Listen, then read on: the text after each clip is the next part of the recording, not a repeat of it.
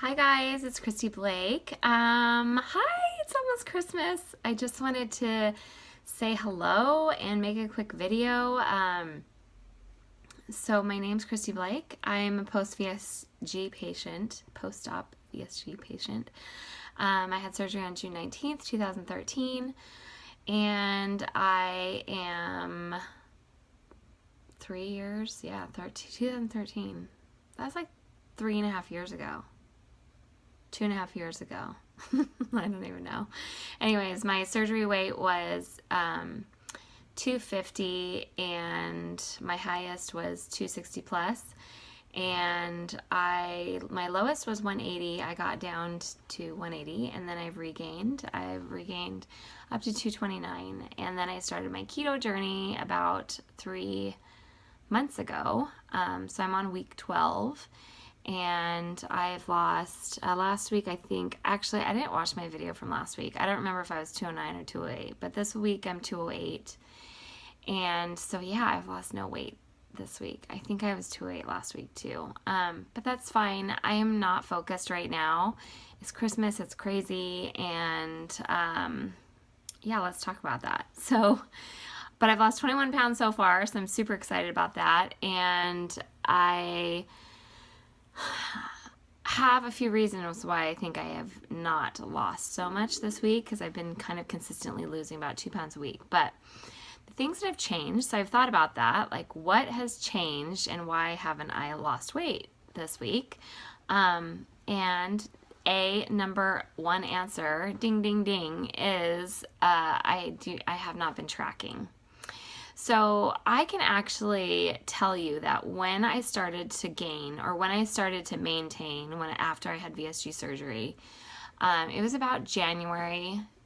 I reached my lowest pretty quickly within 6, 7, 8 months, and then I just kind of stayed the same for a while, and then I started to gain. And I know that I started to gain when I stopped tracking. Tracking is a big deal for many reasons. At least it is for me. I don't know if this holds true for you, but and with keto, I'm finding the same thing, is that I know what to eat. I'm not straying from that, but I also am not smart enough to know how much fat, how much calories, how much protein is in everything I eat. Now, I do tend to eat the same things. I have the same breakfast every morning. My lunch and dinners vary, and my snacks vary. So if I'm not tracking, I just don't know what I'm eating. My macros could be completely off. My protein could be down or too high, which turns into glucose. My fats could be not high enough. I think that's what's been happening, because I ran out of fat bombs like a week ago. If you don't get enough fat, you will not lose, I'm pretty sure. I've heard that this is pretty consistent with other people as well. My water hasn't been great. So I could do a top 5 reasons why you don't lose on keto. According to me, I'm sure it's different for a lot of people, but for me, it was tracking. Number 2 is water. Number 3 is not, with tracking goes not getting your macros right. Number 2 is my vegetable consumption has not been high enough. I think you just need that fiber to move it all through, as well as the water. And I also haven't been working out like as much as I was before. So I don't think working out is a huge player in weight loss with keto. There's arguments for that and against that, but I'm really trying to focus on my muscle gain. So working out is pretty key with me. And the other thing is my scale is jacked up. Like, I get on it and it does my fat versus bone versus muscle versus whatever, and my fat is up like 2% or something.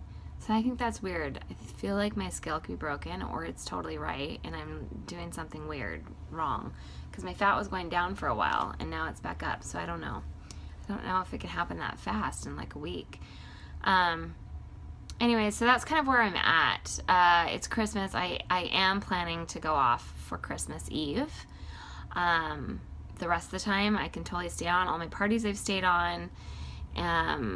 But Christmas Day, I have it all planned out, and I'm just looking forward to it. It's just something I've been really good for 3 months, And I don't know, that may be a moment of weakness, but for me, it's something I'm looking forward to, but I'm still excited to continue on even stronger in the new year. So that's just me. That's what I'm doing. I'm already at 5 minutes, so I don't know what I just talked about, but I did want to, I know I mentioned last week some things I was thinking about, and I wanted to make a video about that. So a few weeks ago, I had a friend who's also overweight mention to me that, or just a group of girls, that she feels like most overweight people struggle with depression. And I said, I actually totally disagree with that, but maybe I'm wrong. I don't know. The reason why I said I disagree is because I'm overweight. I've struggled with that for a long time. And although I do get somewhat when I'm bigger, like when I was 260, 280, when I was pregnant, you do feel like kind of melancholy a little bit. Like I don't feel like myself. But I definitely was not depressed. I've never struggled with depression. I'm very lucky that way. I don't know why. It's just my chemical makeup. I don't struggle with that. Even I work out a lot, and that releases those endorphins. And so I don't know if that's why. I don't know, but there's definitely been times in my life where I don't work out a lot. So I've just never been a lay in bed, be sad all the time person. And I'm sure there's other characteristics of depression that I'm not naming, but I have several family members that struggle with it as well. So, and even my husband a little bit has before as well. So that led me to think about some things, of what is my go-to, what does make me gain weight, what does make me fall off plan. There's many people that struggle with that, go on and off plan. For me, and I really thought about it, for me is stress. Stress stresses me out. And we talked about last week that releases the cortisol and really affects your dieting. It affects your fat production, and it's dangerous. It's stress and no sleep for me. That's when I gain weight. That's when I can't stay on plan. And so I have to do my best in my life to choose, to really pare down when I've said yes to too many things. I'm really bad at that. I don't know if that's like a Gemini trait or whatever, but I tend to say yes to many, many things and get myself overwhelmed and stressed out.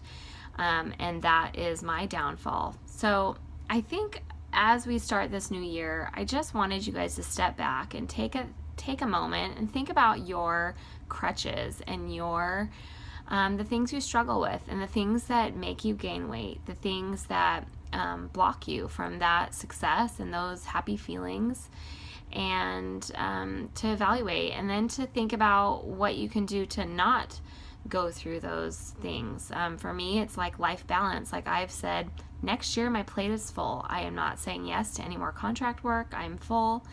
If someone asks me to do some more pre-work, I have specific meetings in mind that I'll say yes to, and that's it. I'm not saying yes to anything else. So I've decided I have some other goals, career-wise, that I want to accomplish. I'm tired of feeling the guilt, the mom guilt of when I'm sitting here working and my kids are watching TV, or I have had to shun them to the room because they're being too loud. And then I have the other side of guilt when I'm with my family. I have work guilt, like I should be working right now, I'm not getting any work done. So I just have personally like a life balance issue with saying yes too many times, and I'm really working on that. So anyways, I just want to wish everyone a Merry Christmas, and I know we're all excited to get back on it in the new year and to accomplish our weight goals and career goals or family goals, whatever you have. And I know it's that time to start thinking about it. I know it's so cliche, but it is kind of important to kind of do a personal reset and kind of figure that out. So that's my challenge for you this week, and I hope you're doing good, and keep it keto, because that's my saying that I have to say. I can't like say it and not laugh. That's the funny part. But hope you guys are doing good, and I'll see you next week or the week after. I'll talk to you later. Bye.